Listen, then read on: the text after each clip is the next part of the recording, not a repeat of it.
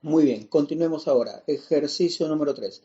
En un triángulo ABC se traza la cebiana AP de modo que medida del ángulo BAP igual medida del ángulo BCA. Además, BP igual 2 y PC igual 6. Calcular AB. Bien, vamos a dibujar este triángulo. Tenemos el triángulo ABC. Vamos a suponer que este es el triángulo ABC. Vamos a ponerle aquí A, B y C.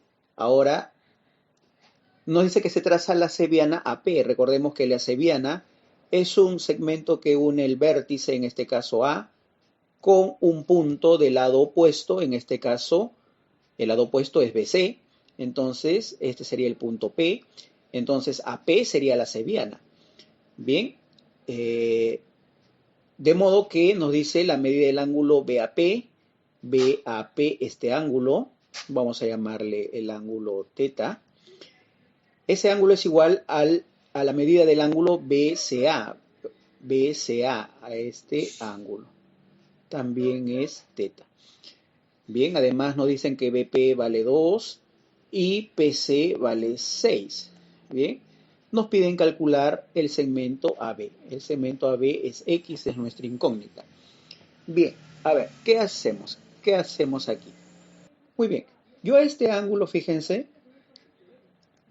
a este ángulo voy a llamarle el ángulo beta, ¿sí? De tal manera que este entonces será el ángulo, fíjense, teta más beta, ¿verdad? Por ser el ángulo externo al triángulo APC, ¿cierto? Es el ángulo externo al triángulo APC. Además, a este ángulo le voy a llamar el ángulo, por ejemplo, alfa. Muy bien, entonces fíjense lo siguiente. Fíjense lo siguiente, tenemos los triángulos, fíjense en los siguientes triángulos. A, B,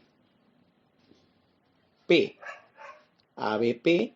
Y ahora fíjense en el otro triángulo que sería el triángulo CBA.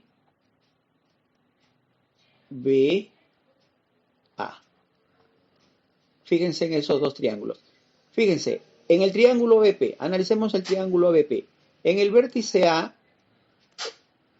está el ángulo θ, ¿cierto? ¿Sí? Estamos analizando el triángulo ABP. En el vértice B está el ángulo alfa.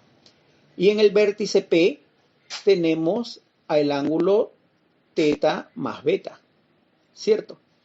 Analicemos ahora el triángulo CBA. CBA. En el vértice C, aquí está, tenemos al ángulo θ.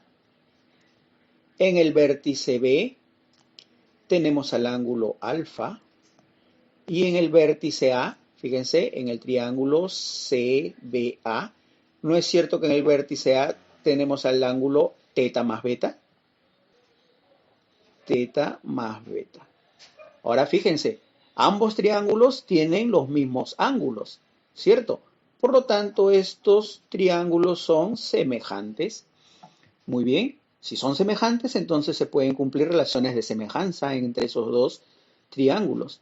Entonces yo voy a decir lo siguiente, y fíjense, digo, empecemos con el triángulo ABP, con el triángulo ABP y establezcamos relaciones de semejanza que nos convengan, ¿sí? Y digo, por ejemplo, el lado que se opone al ángulo θ más beta, ojo, estamos analizando el triángulo ABP, el lado que se opone, perdón, el lado que se opone al ángulo θ más beta es X.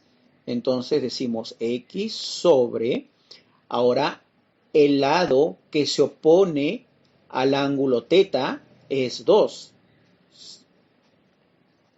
Igual, esto sería igual. Ahora analicemos sus homólogos en el triángulo CBA, ¿sí? CBA. Y decimos, el lado que se opone al ángulo θ más beta, ¿sí? Primero, recuerden, en el triángulo ABP tomé el lado X, que el cual se opone al ángulo θ más beta. Entonces, en el homólogo en su homólogo, que sería el triángulo CBA, tomaría también el mismo ángulo, θ más beta, ¿verdad? Y diría el que se opone a θ más beta es 2 más 6, que en este caso es 8.